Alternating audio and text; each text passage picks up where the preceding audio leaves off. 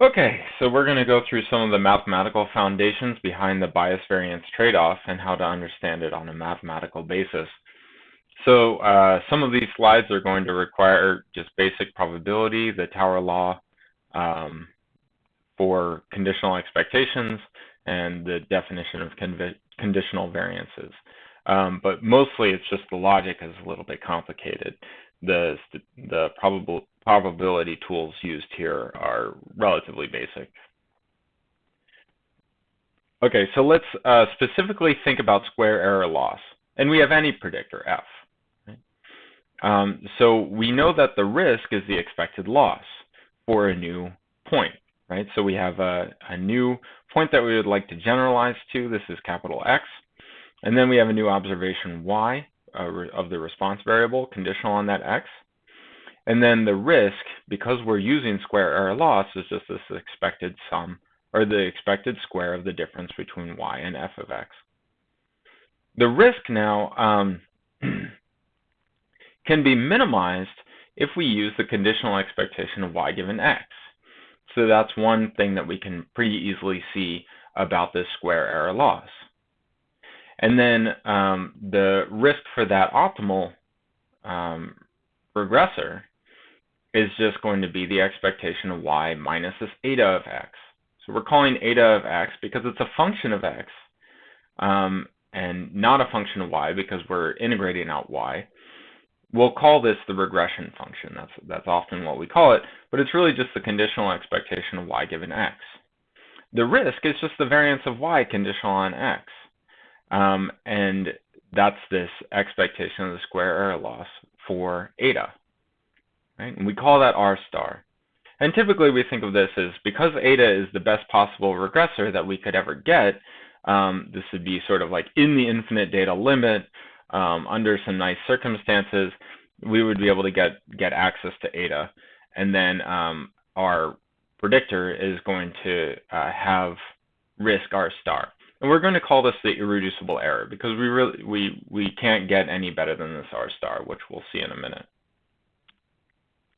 Okay, so let's break down this risk of an arbitrary predictor f further. So we can add and subtract from the square error loss eta. Okay? So we have y minus eta and eta minus f. So we can think of this as sort of how close is y to eta, which is sort of the irreducible error part, and then how close is eta to f, which is like, eta is the thing we want to estimate, f is the thing we're actually estimating with. And so we can break this square down into three parts. One is y minus eta squared, one is eta minus f squared, and one is this cross product here. Now this will recognize, this y minus eta squared will recognize as r star. Right? And then the second term, this is the part that we're going to focus on, is this eta minus f squared. This cross term turns out to be 0. And you can sort of think of it like y minus x, conditional on x has mean 0.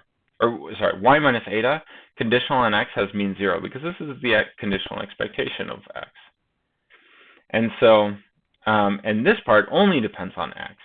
And so that's what we're going to use here. So we can write this y minus eta times eta minus f as the double expectation of y minus eta times eta minus f, conditional on x. Okay? This is the new x point. And now, because this is just a function of x, we can write this as the expectation of y minus eta conditional on x. But this is just 0, because this is the expectation of y minus the expectation of y given x. Okay? And so that part is just 0. Okay? And then the remainder, the rest of this doesn't matter. It's something that gets multiplied by, that multiplies 0. Okay. So let's think about this f as being random because it's based on the training data, right? So f hat is some fitted f. It's random. And so we have the expectation of f hat minus eta squared. We can condition on x, this new data point x. And so let's just think of it as fixed. And so, this number could be large based on x, it could be small based on x, but we're just going to fix it. Sorry, this should be an expectation inside of this. So you should have expectation of the conditional expectation given x. Okay. So let's notice that f is random, so it's f hat. And then let's condition on the training x's now. So we have this little x is fixed, and we're going to condition on the training x's, and we're going to do a similar decomposition to what we had before. We have the expectation of f hat minus its conditional expectation given the training x's. And then we have the double expectation of this expectation of f hat given the training x's minus eta, then this thing squared. Right? And so the only thing that's random here in this f hat given xn are the y's, the training y's. That's the only thing that's random. Right? And so we're sort of separating out the effect of label noise, which is the noise on x, the randomness in y given x, and the effect of the x's. We're going to separate these two things out. Right? And then we, similarly to what we had before, we get a cross term which is equal to 0. Then we have the expectation of f hat minus its conditional expectation given the training x's. And then we have the expectation, the conditional expectation of f hat given the training x's, minus eta. And so we can continue to write this out. This is the expectation of the square. Nothing's changed here. But you can notice that this is the conditional variance of f hat, right? Because it's f hat minus its conditional expectation squared, plus the expectation of, and this is getting chopped off, but this is a square here. Conditional, this is a square here. And so this you can think of as a bias term because we're taking the conditional expectation of f hat minus eta, which is what we want it to be. But I'm just going to call it the conditional bias. We can scroll over here. Yeah, we have the square here, right? And we're just going to call this conditional bias to be the difference between the expectation of f hat conditional on the training x's minus eta. We'll just call that conditional bias. Define the term. Right? And so we have these two different things, the expected variance, conditional variance, and the expected conditional bias, conditioned on the training x's. And that's the other part of the risk, the part that's not irreducible. So we can write this out as our risk is equal to this r star, the irreducible error, plus the expectation of this squared bias, plus the conditional variance of f hat. Okay. So this is a good little time for an exercise. So let's see what this means for k nearest neighbors regression.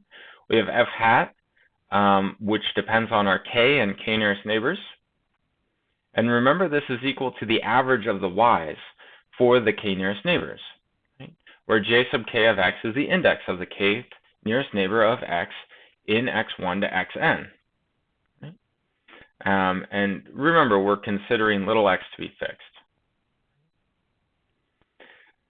Throughout, let's just assume homoscedasticity, that the variance of the y's are all the same, sigma squared. Now, I want you to do the following things. Derive a simple expression for this conditional variance of f. And this should be a very clean form, that this is the variance due to the label noise, to the noise in the y's. 2, I'd like you to derive a simple expression for the bias of f hat. Conditional bias. And so that's not going to have quite as nice of a form, but it should be sort of intuitive what we're seeing in this bias. And then finally, I want you to speculate on what you think the trade-off between these two are going to be as k gets large. Right? Okay, so pause the video, try to answer this. This is all conceptual, so there should be no, it should be only math. There should be no programming involved. Okay, I'm going to move on with the solution. So the variance is pretty straightforward. The conditional variance is pretty straightforward. We have the variance of f hat conditional on the training x's. So we can just write that out because the y's, because we're making the IID assumption that they're independent. Then we can write the variance of this f hat, because it's an average, as 1 over k squared times the sum of the variances of the individual y's.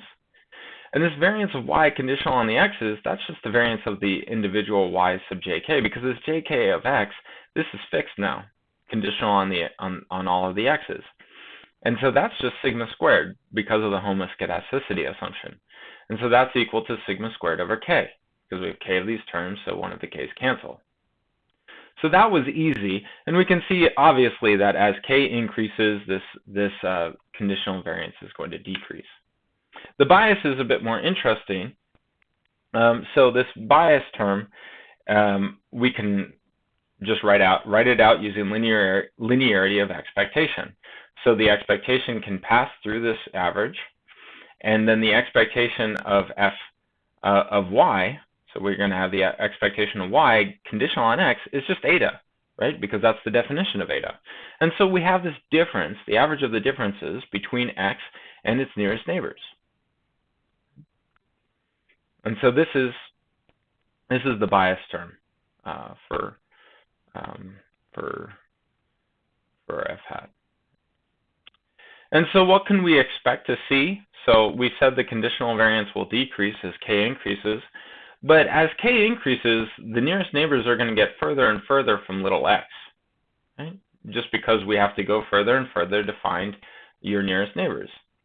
And so what we expect to see, if this eta was smooth, then if the nearest neighbor is very close, then we would expect these two to be very similar and this difference to be small. But if they're far apart, we wouldn't have such a guarantee. And then this eta minus of the nearest neighbor minus eta of x could be very far from one another. And so this bias squared term could be very different.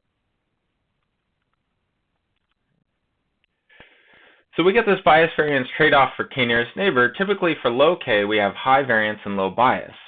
For high k, we have low variance and high bias. And we can see this in experiments.